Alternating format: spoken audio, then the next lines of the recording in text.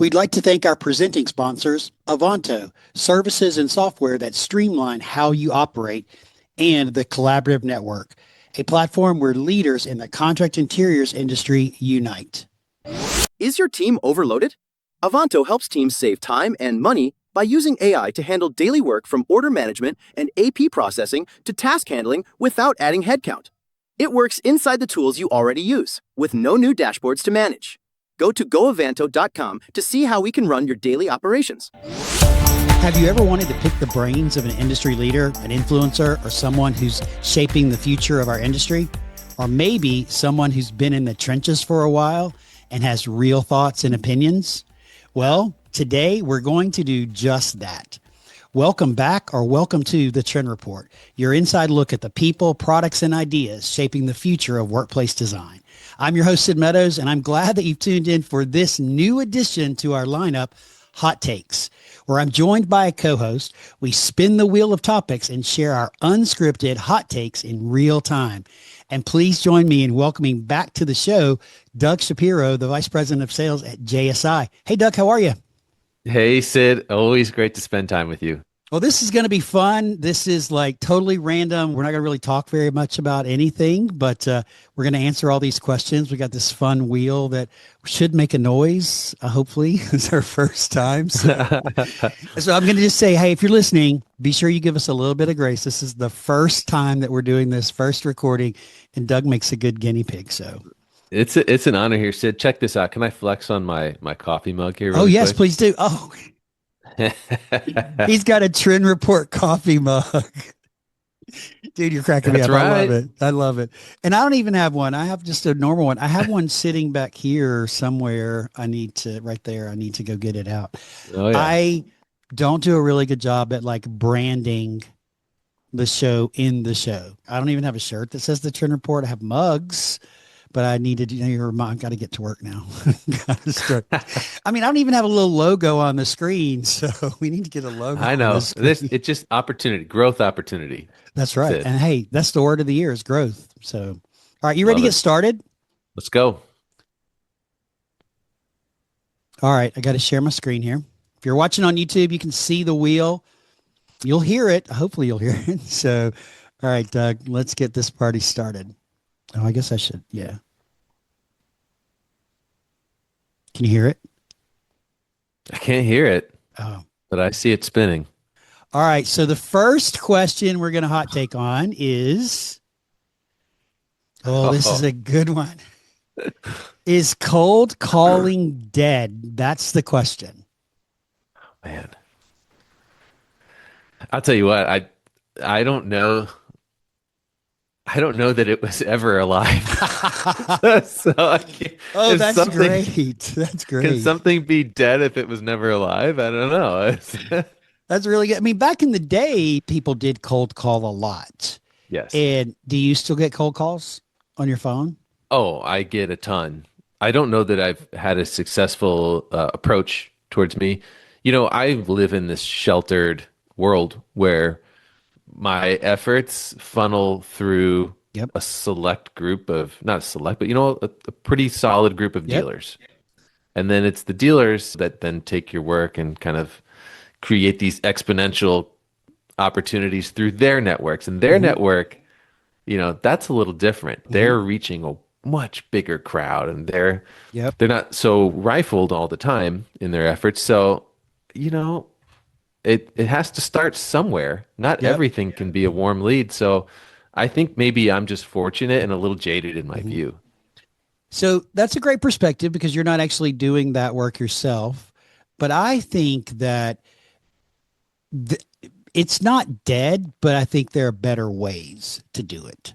Right. So, I mean, if I get another LinkedIn cold outreach email, I think I might scream from the rooftops because they're all so bad. Right. Yeah. And then they're also like, oh, you can be blah, blah, blah. And this person doesn't even know what I do.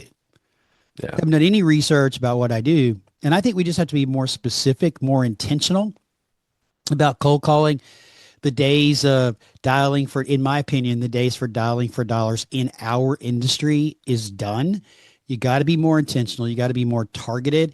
with the outreach that you're doing. And then you got to try to make it warm. And you can do that through social interactions and connections and things of that nature. Ask for a referral over to somebody. So I think, especially like calling on the design community and some end users, it's just a waste of time. So, in my opinion, it's not dead, but there are better ways. How's that? Yeah, I mean the ROI is so tough to Yep. justify spending hours and hours Mhm. cold calling when Agreed. And the you could be return developing a relationship. is so slow. I mean, it's just so. All right, let's spin again. Hopefully, we get a really tough question this time. Yeah, that one, I mean, I was pretty firm on that one.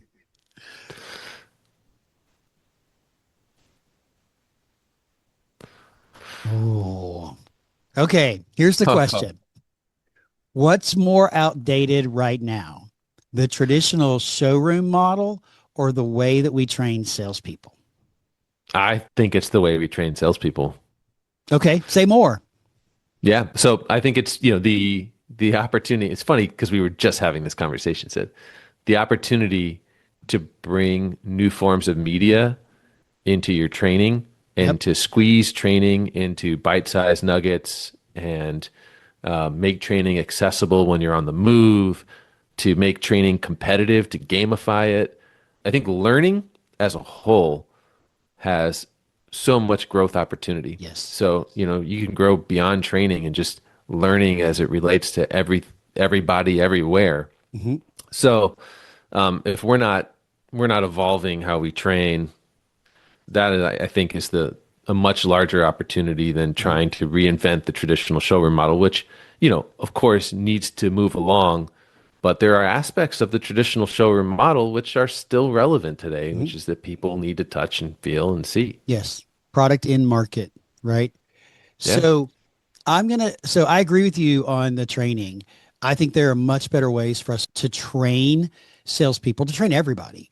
And I think that we need to embrace the technologies as they're continuing to evolve, to meet them where they are and give them bite-sized information. I do think that the days of saying, all right, you got to come to the factory for a 3-day training on the launch of this new product, that's 3 days. Your sales reps out of market, having to work late to respond to emails. That to me is no longer effective, right? I think coming to the factory is effective, yeah, but 3 days for training, not so much.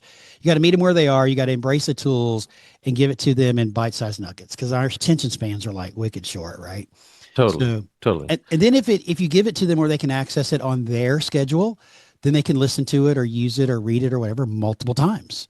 So I think that's important. I mean, I kind of do think that the showroom's outdated a little bit because I think the showroom, it used to be you had a display of this and you had a display of this and a display of that. And a lot of people, a lot of the dealers that I worked at had chair boxes with, a row of their favorite Oh, chairs up on yeah. the boxes. I can't see another chair box. Oh, I I mean, can't. how do you get the chair off when you got a demo and somebody wants to sit on it and like, geez, And plus, you see the underside of the chair for the top it's just the row, and it's sexy part of the always, chair. Come on, oh, Doug. yeah. But I think that effective showrooms, and I've seen this done a couple of ways, should be set up like an office. Hmm. Like set it up like an office. Have an executive area, have a workstation area, a bullpen area, right? Have a collaborative area, have a wellness area. I went into a showroom somewhere and I forget where it was. This was years ago. And they had an entire healthcare showroom set up like a hospital. So when their Wow. healthcare customers came in, they could actually see and feel and use the product in an environment that they're familiar with. So that's what I think they should. We need showrooms. We need our products in the market, but I think we should set them up just a little bit differently. I yeah, I agree. I agree. More application based. Yes.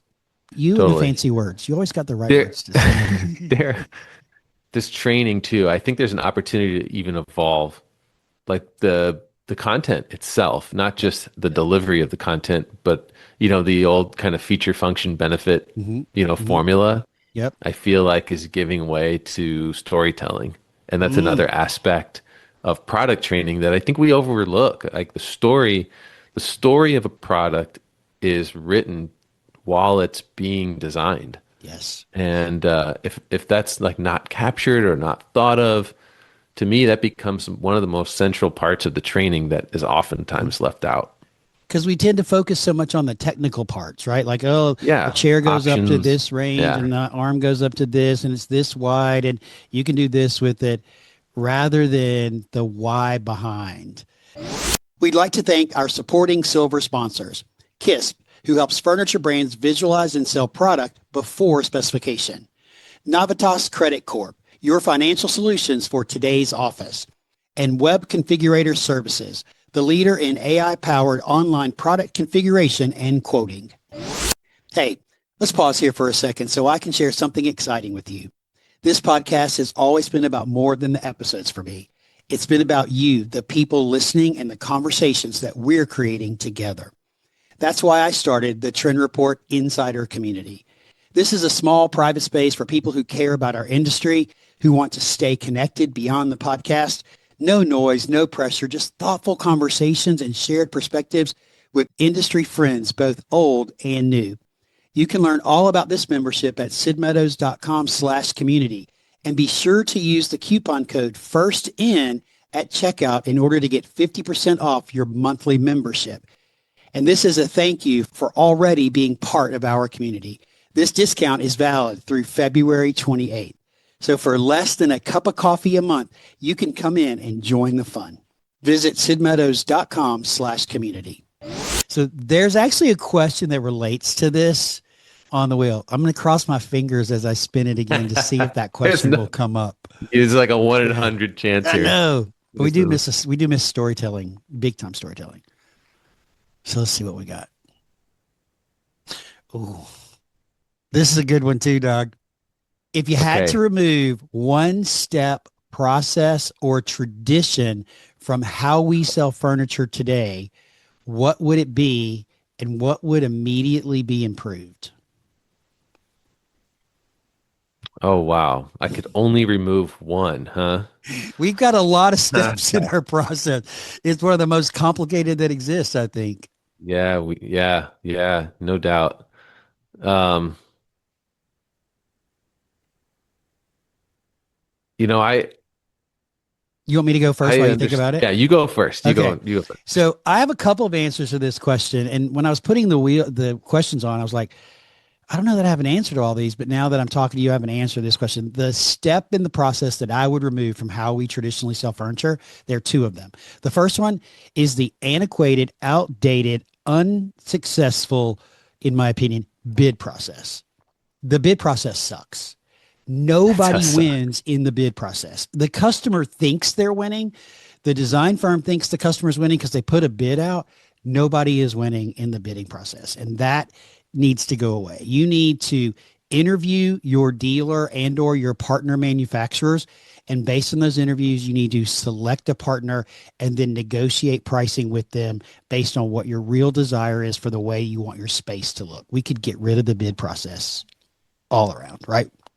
And the funny thing is the design firms and the end users have no idea how much it costs an office furniture dealer to participate in a full building bid or whatever. It's expensive. I mean, internally, it costs a lot, thousands and thousands of dollars to do it. So that's one. I wonder if one of the things that continues to drive the bid process as a leading option is just list pricing.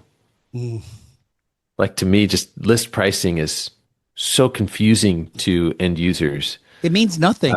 It means nothing. And I understand that it sort of gives people an opportunity to have an advantage in a marketplace through commitment, volume tiers, things like that to achieve certain levels of discounting.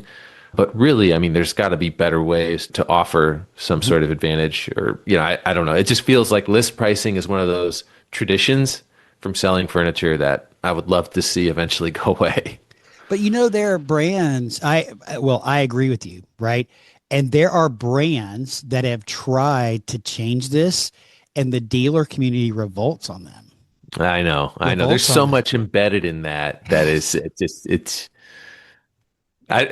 just may not happen. Yeah, I mean, I guess, but you also have brands that subscribe to a inflated list philosophy, and they offer really big discounts. So the net comes out being at or the same or less or whatever, right?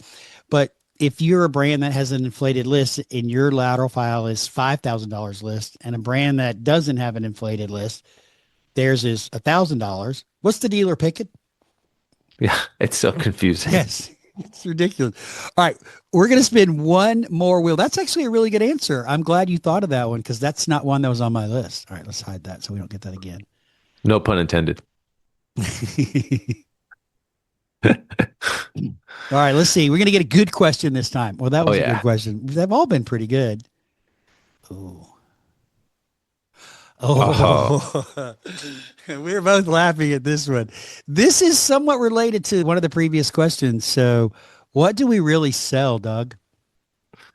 oh, wow. This is so multidimensional because uh, there's, you could argue that what a customer buys and what you sell are actually kind of different. Hmm. The customer buys but you sell trust, you sell intelligence, you sell care. I think Those are those are great. different things. So, those are really great answers and not any that I had actually thought of. So, when I think about what do we really sell, I don't think we sell furniture. I think we sell dynamic spaces that help our customers improve overall employee satisfaction, improved productivity. I think what we really do is we don't sell, we solve a problem. We Totally. and we solve the problem that our customer has. The challenge with this is that if you ask a lot of people like what problem are you solving for this customer, they have no clue. They have no Yeah, clue that what problem they're solving. yeah, that's a big oversight, you know? Yeah. Like, I mean, it's almost like you're the doctor and the patient walks in mhm. and you just start throwing medicine at them without knowing really what their problem is, you Yeah, know? you need this chair because it's my favorite chair. I'm not going to tell you that, but you need this chair, right? And you need this Yeah. desk. And so I think that we just get so caught up in the actual physical product that we forget to really ask some probing questions. In our last interview last year, we talked about asking questions, and I may have mentioned this. I don't know, but like somebody reaches out to you and says, "Hey, I need to buy 100 chairs."